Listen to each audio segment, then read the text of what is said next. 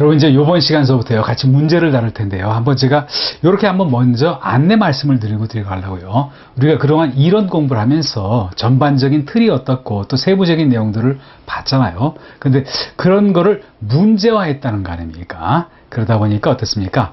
우리가 지금 다루는 문제는 객관식이 아니라 주관식 단답형, 또 비교적 길게 쓰는 내용도 있고요. 또 경우에 따라서는 어떤 계산 문제도 있어요. 근데 결국은 뭡니까? 특정한 부분에 대해서 요약하고 정리하고 암기하고 또 계산 문제는 응용까지 거쳐야지 문제를 풀 수가 있다. 그게 바로 이런 문제풀이 내용이다라고 볼 수가 있습니다. 또 한 가지 더 얘기 드리면요. 우리가 1회 시험 때는 2회 시험 때부터 쉬웠어요. 2회 때 1회보다 어려워졌어요.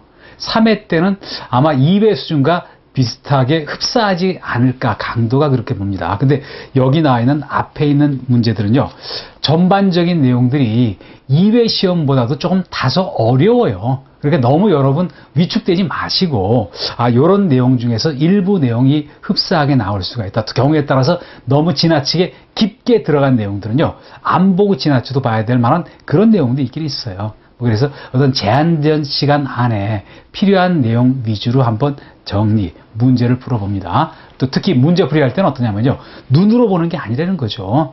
어떤 내가 생각을 해서 그거를 제한된 시간 안에 시간 끌지 말고 정확하게 적어 나가야 돼요. 그런 연습을 자꾸 해보시라는 말을 드리고 문제 들어갑니다.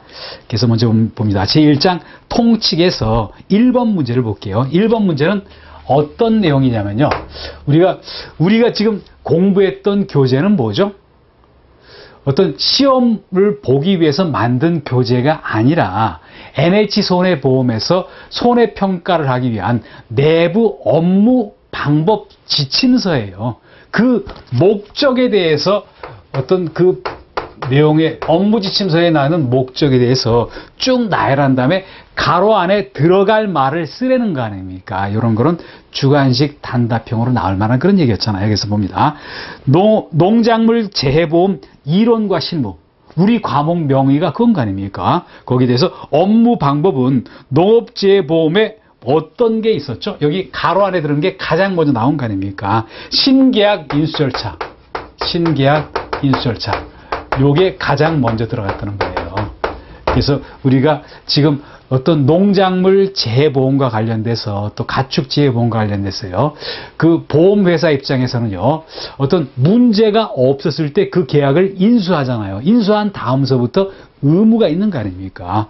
그 인수와 관련되는 구체적인 절차에 대해서 여기 다뤘던 거 아닙니까? 그걸 가로를 쳐놨어요. 그리고 그 다음에 뭐였죠? 인수할 때 일정한 지침, 또 계약관리 업무에 대해서 처리 기준을 정함으로 목적을 한다. 그래서 이런 내용들은 목적인 동시에 NH손해보험 업무방법서의 내용이기도 하다. 이렇게 한번 보시길 바랍니다. 그렇게 얘기를 드렸고요. 그리고 그 다음에 3번 문제 들어갑니다. 3번 문제에 두 번째 점찍은 걸 한번 보세요. 두 번째 점찍은 걸 보시면요, 가로를 쳐놓고 어땠죠?